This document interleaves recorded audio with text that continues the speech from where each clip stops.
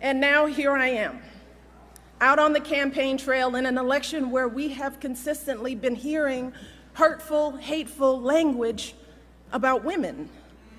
Language that has been painful for so many of us, not just as women, but as parents trying to protect our children and raise them to be caring, respectful adults. And as citizens who think that our nation's leaders should meet basic standards of human decency.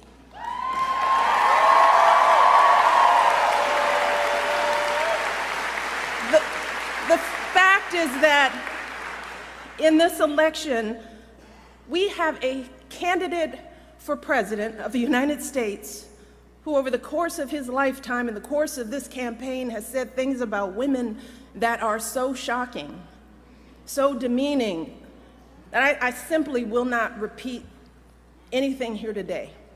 And last week, we saw this candidate actually bragging about sexually assaulting women. And I can't believe that I'm saying that a candidate for president of the United States has bragged about sexually assaulting women. And I have to tell you that I can't stop thinking about this. It has shaken me to my core in a way that I couldn't have predicted. So while I'd love nothing more than to pretend like this isn't happening and to come out here and do my normal campaign speech, it would be dishonest and disingenuous to me to just move on to the next thing like this was all just a bad dream. This is not something that we can ignore. It's not something we can just sweep under the rug as just another disturbing footnote in a sad election season. Because this was not just a lewd conversation. This wasn't just locker room banter. This was a powerful individual speaking freely and openly about sexually predatory behavior and actually bragging about kissing and groping women, using language so obscene that many of us were worried about our children hearing it when we turn on the TV. And to make matters worse, it now seems very clear that this isn't an isolated incident. It's one of countless examples of how he has treated women his whole life. And I have to tell you that I listen to all of this, and I feel it so personally. And I'm sure that many of you do too, particularly the women. The shameful comments about our bodies, the disrespect of our ambitions and intellect, the belief that you can do anything you want to a woman. It is cruel. It's frightening. And the truth is, it hurts. It hurts. It's like that sick, sinking feeling you get when you're walking down the street, minding your own business, and some guy yells out vulgar words about your body. Or when you see that guy at work that stands just a little too close, stares a little too long, and makes you feel uncomfortable in your own skin. It's that feeling of terror and violation that too many women have felt when someone has grabbed them or forced himself on them and they've said no, but he didn't listen.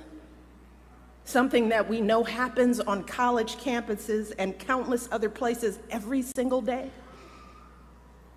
It reminds us of stories we've heard from our mothers and grandmothers about how back in their day, the boss could say and do whatever he pleased to the women in the office, and even though they worked so hard, jumped over every hurdle to prove themselves, it was never enough. We thought all of that was ancient history, didn't we? And so many have worked for so many years to end this kind of violence and abuse and disrespect, but here we are in 2016, and we're hearing these exact same things every day on the campaign trail. We are drowning in it. And all of us are doing what women have always done. We're trying to keep our heads above water, just trying to get through it, trying to pretend like this doesn't really bother us. Maybe because we think that admitting how much it hurts makes us as women look weak. Maybe we're afraid to be that vulnerable.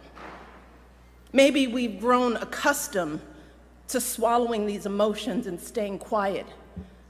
because we've seen that people often won't take our word over his. Or maybe we don't want to believe that there are still people out there who think so little of us as women. Too many are treating this as just another day's headline, as if our outrage is overblown or unwarranted, as if this is normal, just politics as usual. But New Hampshire, yeah, be clear, this is not normal. This is not politics as usual.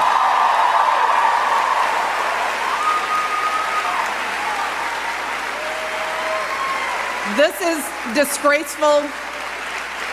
It is intolerable. And it doesn't matter what party you belong to, Democrat, Republican, Independent, no woman deserves to be treated this way. None of us deserves this kind of abuse.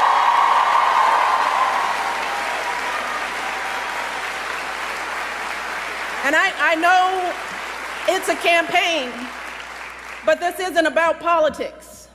It's about basic human decency. It's about right and wrong.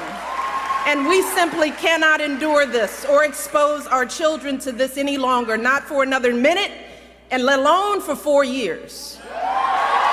Now is the time for all of us to stand up and say, enough is enough. This has got to stop right now. Because consider this. If all of this is painful to us as grown women, what do you think this is doing to our children? What messages are our little girls hearing about who they should look like, how they should act? What lessons are they learning about their value as professionals, as human beings, about their dreams and aspirations?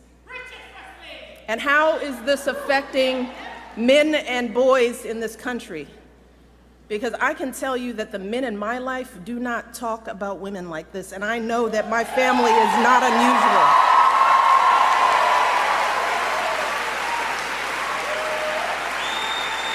And to dismiss this as everyday locker room talk is an insult to decent men everywhere.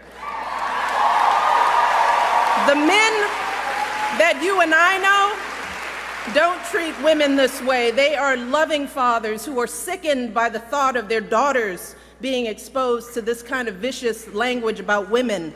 They are husbands and brothers and sons who don't tolerate women being treated and demeaned and disrespected. And like us, these men are worried about the impact this election is having on our boys who are looking for role models of what it means to be a man.